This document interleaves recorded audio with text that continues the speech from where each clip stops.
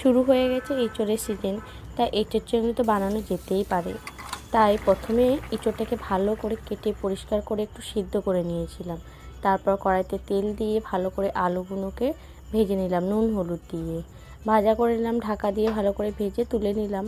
তারপর ওই কড়াইয়ের মধ্যেই চিংড়িগুলো দিয়ে ভালো করে নাড়াচাড়া করে ঢাকা দিয়ে দিয়ে ভেজে তুলে নিলাম। চিংড়ি থেকে কিন্তু প্রচুর পরিমাণে জল বেরিয়েছিল। তারপর বাকি যে তেলটা ছিল ওটার মধ্যে এঁচোড়টাকে হালকা করে একটু ভাজা করে নিলাম। তারপর তুলে নিয়ে আর একটু তেল দিয়ে গোটা গরম মশলা ফোড়ন দিয়ে পেঁয়াজ কুচি দিয়ে নাড়াচাড়া করে নেওয়ার পর দিয়ে দিলাম একটা টমেটো, তার মধ্যে দিয়ে দিলাম নুন, তারপর ভালো করে নাড়াচাড়া করে নিচ্ছি ঢাকা দিয়ে দিয়ে। আর খুন্তির সাহায্যে একটু গলিয়ে নিচ্ছি। এরপর দিয়ে দিলাম বাটা মশলা, আদা রসুন পেঁয়াজ জিরে শুকনো লঙ্কা বাটা সব একসাথে দিয়ে দিচ্ছি গুঁড়ো মশলা, জিরে ধনে গুঁড়ো লঙ্কার গুঁড়ো হলুদ গুঁড়ো এসব দিয়ে ভালো করে মশলাটাকে কষিয়ে নিচ্ছি। ঢাকা দিয়ে দিয়ে বারে বারে কষিয়ে নিচ্ছি। শুকনো শুকনো হয়ে এসছে মশলাটা। এরপর দিয়ে দিলাম ওই যে ভেজে রাখা আলু আর এঁচোড়।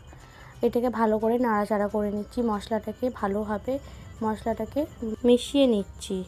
তারপর আবারও খুন্তির সাহায্যে ভালোভাবে নাড়াচাড়া করে ঢাকা দিয়ে দিলাম।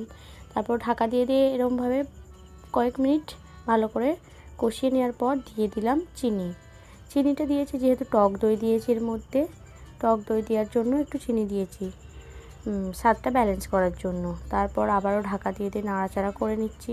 তারপর এর মধ্যে পরিমাণ মতো জল দিয়ে দিলাম। জল দিয়ে ফুটে ওঠার পর দিয়ে দিলাম ভেজে রাখা চিংড়িগুলো, আবারও ঢাকা দিয়ে দিলাম। তৈরি হয়ে গেল এঁচোড় চিংড়ি।